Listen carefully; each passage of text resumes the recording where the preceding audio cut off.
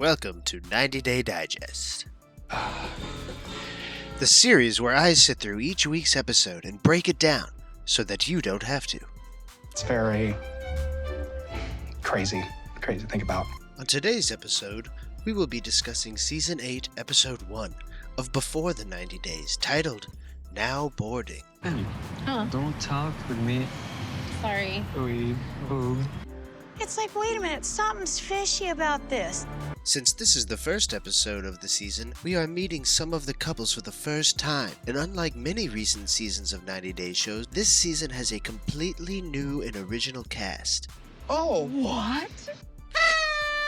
The first couple we are introduced to are Forrest I have autism and ADHD. and Sheena, whose face isn't revealed throughout the duration of the episode. All we get is this little clip of her watching Forrest on her iPad. Camera was very awkward and interesting. Forrest is 32 years old and lives alone, but he has a smart home setup with cameras all over his apartment that allows Sheena to watch his every move, all day, every day. God, where's that camera? Just weirds me out. Sheena lives in the Philippines, and although her and Forrest have been together for 7 years, they have never met each other in person. I'm looking so forward to it. Although Forrest and Sheena are both virgins, they practice virtual intimacy together on a regular basis. No. According to Forrest, Sheena initiated their first time together, Hey, Forrest, do you want to go in the other room and check things out? And I'm like, what do you mean? and to his surprise, she accepted every part of him, She said she loved my flab. and he accepted every part of her. I got to see everything she had. Beautiful curves and everything. When it comes time to meet, they are planning to lose their virginity with one another. We're planning on losing our virginity together. They also have a large teddy bear collection that they call their children. Collected for Sheena. Of course, the big panda bear is Sheena. Forrest is very close with his mother, Molly.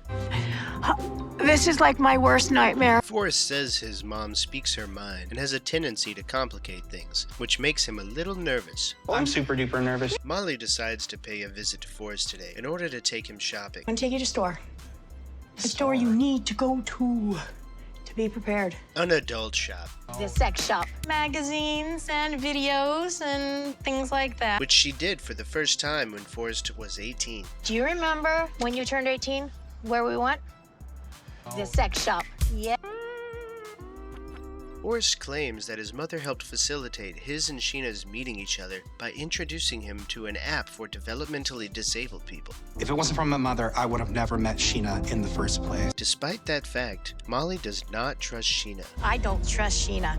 Molly claims that Forrest was giving Sheena money to put towards a savings account, Sheena had a bank account with money that was supposed to be saved. which Sheena's parents were accused of stealing from. I'm afraid they're scammers. Although Molly does not blame Sheena directly, she thinks that the influence her parents have over Sheena makes her susceptible to their demands. And even though Forrest agrees that Sheena's parents could be scammers, I think the people that are the scammers are Sheena's parents. he still believes he can go to the Philippines and rescue Sheena. No matter what my mom says, I will do what I have to do to rescue Sheena. Finally, we learn that Molly's skepticism isn't coming from nowhere. It is due to the fact that Forrest was scammed in the past by a different girl in Indonesia. Forrest was scammed by a girl in Indonesia. Which leads us to our next couple, Rick My Malagasy queen! and Trisha. Baby, you look amazing. Rick sells hair extensions and teaches tap dancing. I'm kind of a jack of all trades. He has 5 children. I have 5 children.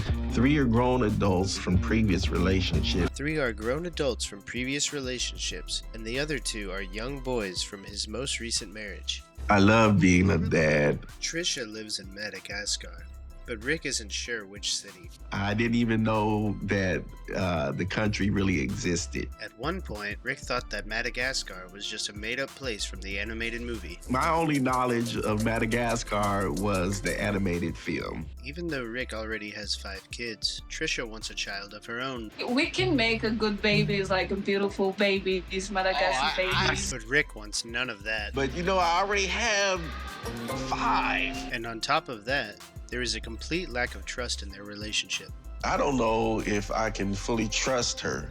Rick is close with his family and goes to visit them for a cookout. We are introduced to his cousin Mika, What's up, sucker me? his brother Dougie, How you doing, man? How you doing? All right. and his father Doug. Something doesn't seem right. Rick tells his family that Trish has had run-ins with the police She was dealing with the police. and is accused of robbing her ex-boyfriend's family's house. Accused her of robbing his family's house.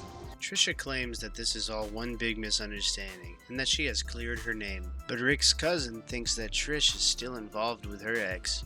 Maybe the ex is more involved than you think. Regardless of the evidence, Rick is not convinced that Trish will go back to her ex, even though he has a lot of money. That all sounds very suspicious. But during a 5-day silent period where Rick didn't hear from It was Trisha, about 5 days where I didn't hear from her. She wasn't calling. he claims something happened that he regrets. Something happened that she has no idea about. But I guess we'll have to wait and find out about that in a future episode. The third couple is Laura and Birkan, Birkan, who is 26 he's 26. to Laura's 47. Oh, what? Laura reads romantasy novels in her free time I wouldn't consider myself a prude. and plays pickleball with her best friend Michael. We've become essentially kind of like best friends. People assume Laura and Michael are in a relationship because of how much time they spend together. Nice try. It's too bad Michael can't get it up. But they are not. He is a person that I spend the most time with. Laura got married at 21 and divorced shortly thereafter. I got married when I was only 21. And although she dated some nice guys I've dated some really nice guys. and even got engaged, I even got engaged at one point. it wasn't until she downloaded Snapchat Snapchat was a way to meet new people to chat with. that she began talking to Birkan. I met a guy online. Oh, what? Although the age gap is a head turner, Birkan is also a barista with no clear career path, which concerns Laura's friends. He wants So to he's open gonna be a one. barista? Michael was also meant to go on the trip to Turkey with Laura in order to make sure she was safe. I want a man who wants to be a man. But that isn't happening because Birkan Birkan? doesn't like that Laura has a male best friend.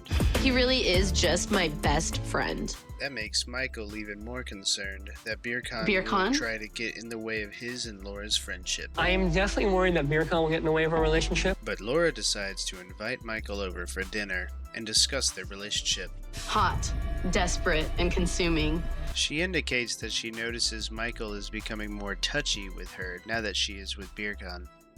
I got a lot of guys in my DMs. Michael expresses his sadness over being born with a birth defect, which has led him to reject people before they can get close enough to reject him. Will Laura and Michael be able to overcome their differences and continue their friendship once Laura and Birkan are married? We will have to wait and find out. Yeah. Our final couple of the show is Emma I'm an old lady. and Ziad. Ziad is 27 years old, and he's from Marrakesh in Morocco. Emma is an identical twin and a hopeless romantic. I fall in love after one date. 1 shot of tequila, I love you. 2 shots of tequila, I'm going home with you. Her sister, Izzy, claims that Emma doesn't pick up on obvious red flags Because I feel like you shouldn't even be going to Morocco in the first place. and has zero faith in Emma's relationship with Ziad. You talk about your future with someone that you don't even know. Also, this is not Emma's first time having a Moroccan boyfriend. Ziad is actually not my first Moroccan boyfriend.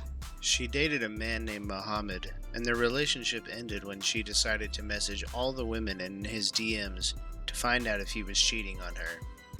I went on Mohammed's social media, and I messaged pretty much every single girl that he was following. Ziad has no idea about Emma and Mohammed's relationship. So you're gonna tell him that Mohammed's mom gifted that to you on your last trip when you got engaged. And Emma is planning to keep it a secret until she is in Morocco with Ziad. And I have no idea what's gonna happen when he finds out. Emma's sister helps her get to the airport, where she starts getting texts from Ziad explaining how they can't kiss in public, You told me I can't kiss you.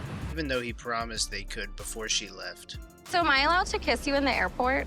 Of course, you are my girl, so who's No, but aren't On top of that, Emma was fired from her job shortly before leaving, I actually got fired. meaning she would be relying on Ziad to fund most of the trip. When Emma lands in Morocco, she is surprised to find out that Ziad doesn't allow kissing in public. How many times have I said, can we do anything in public? You were like, yeah, it's fine, it's fine. When she confronts him on it, he claims that he thought she was talking about cheek kissing. Here in Morocco, we kiss people like face to face. With awkward levels at maximum, Ziad attempts to kiss Emma's cheek. No, I don't want to mess up my makeup. Okay, that's nice. Okay. And she rejects him, claiming he will mess up her makeup. So you're not gonna kiss me anymore? No, anymore. So Ziad gets angry and claims that will be the last kiss he ever gives her. This will be the last kiss I will give you. You will see. And Emma storms off. I'm kind of... And that concludes this week's episode of 90 Day Digest. Be sure to like and subscribe so you can catch the next episode. Thanks for watching.